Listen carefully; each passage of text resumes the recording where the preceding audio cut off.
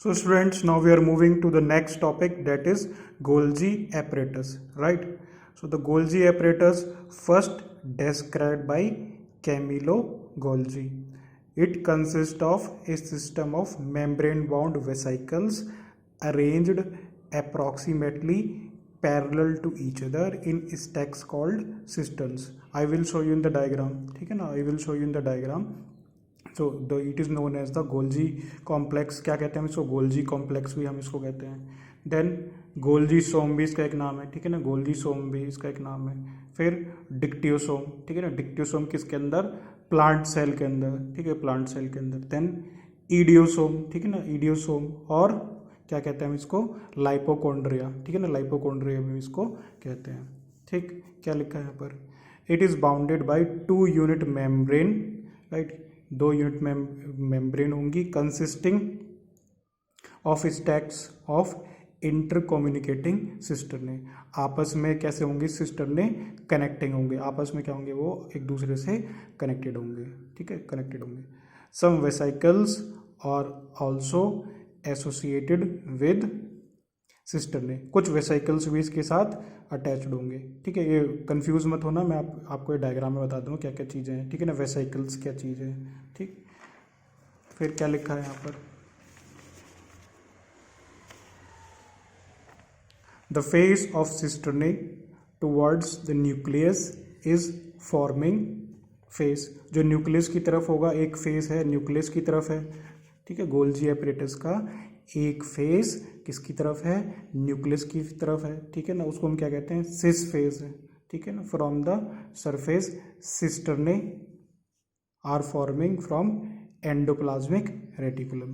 ठीक है, तो यहाँ पर इन्होंने क्या लिखा है? एक कौन सा हो गया आपका? सिस फेज. ठीक है, 2 फेज है यहाँ पर. किसकी तरफ है? पहला फेज किसकी तरफ है यहाँ पर जो इन्होंने बता रखा है? न्यूक्लियस की तरफ. ठीक है ना? न्यूक्लियस की तरफ है. The face of cisternae towards plasma membrane.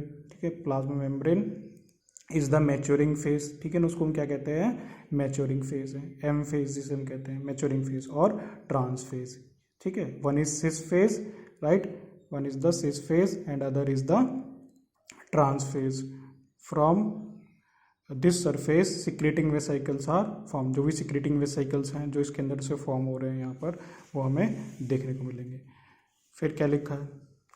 Lumen of सिस्टरने. Lumen का मतलब क्या होगा? स्पेस. ठीक है ना? ल्यूमन जगह के लिए होगा. Lumen of सिस्टरने, lumen of सिस्टरने is also connected with endoplasmic reticulum. वो भी एंडोप्लाज्मिक रेटिकुलम के साथ अटैच्ड होगा. Now if you look at this structure, this the structure of A Golgi apparatus. ठीक है ना? गोल्जी एपरेटस का ये स्ट्रक्चर यहाँ पर दिखा रखा है. ठीक है, you will see this is the cisternae. ठीक है, you will the cisternae and you will see here cisternal lumen. Lumen means inside. ठीक है ना? ल्यूमन जो स्पेस होगा उसके लिए वर्ड है. ठीक है ना? ये तो सिस्टर्नल हो गया. ठीक है, सिस्टरने हो गया और ये इसके अंदर का स्पेस हो गया ल्यूमन. ठीक है ना? तो ल्यूमन, सिस्टर्नल ल्यूमन हो गया. फिर वेसिकल्स. ठीक है, इसके साथ वेसिकल्स भी इन्होंने यहाँ पर दिखा रखे हैं. These are the membrane bound vesicles. ठीक है ना? जो गोल गोल से हैं ये आपके, these are the vesicles. Clear? Then what are the functions. ठीक है, अब इनके फंक्शन देखते हैं क्या क्या गोल्जी एपरेटस के फंक्शन हो सकते हैं. So it helps in packaging the material and preparing for transportation is the main function of Golgi complex. तो गोल्जी कॉम्प्लेक्स का मेन फंक्शन क्या है यहाँ पर? ट्रांसपोर्ट में मदद करेगा, ट्रांसपोर्टेशन में मदद करेगा. ठीक है ना? ट्रांसपोर्टेशन में मदद करेगा.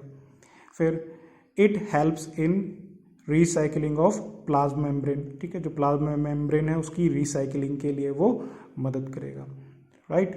Then what they are telling, Golgi bodies form acrosome of sperm. ठीक है ना? जब हम स्पर्म पढ़ते हैं, ठीक है ना? मेल गैमीट जो होगा, स्पर्म होगा, उसके बारे में पढ़ते हैं. तो उसमें स्पर्म में भी तीन पार्ट्स हम लोग पढ़ते हैं, हेड, नेक और tell.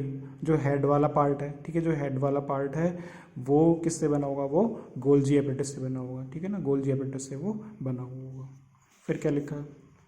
Golgi bodies form lysosomes. ठीक है ना? गोल्जी बॉडीज किसका फॉर्मेशन कर रही हैं? वो लाइसोसोम्स का वो फॉर्मेशन कर रही हैं. Clear? Then formation of glycolipids and glycoprotein takes place in the Golgi bodies, ठीक है ना। तो जो ग्लाइकोलिपिड्स है या ग्लाइकोप्रोटीन है उसका भी फॉर्मेशन किसके द्वारा होगा, वो गोल्जी बॉडीज के द्वारा वो होगा, ठीक है ना। I hope it is clear. ठीक, इसके अलावा इसका क्या फंक्शन हो सकता है, स्टोरेज के लिए रिस्पॉन्सिबल है, मॉडिफिकेशन के लिए रिस्पॉन्सिबल है, पैकेजिंग जो प्रोडक्ट है वेसाइकल्स की, ठीक है ना, जो पैकेजिंग है प्रोडक्ट की वेसाइकल्स के अंदर उसके लिए रिस्पॉन्सिबल है ये, ठीक। और इसके अलावा कुछ केसेस में कॉम्प्लेक्स शुगर भी बनेंगी, ठीक है ना। In some cases complex sugar may be made from simple sugars in the Golgi apparatus. Clear.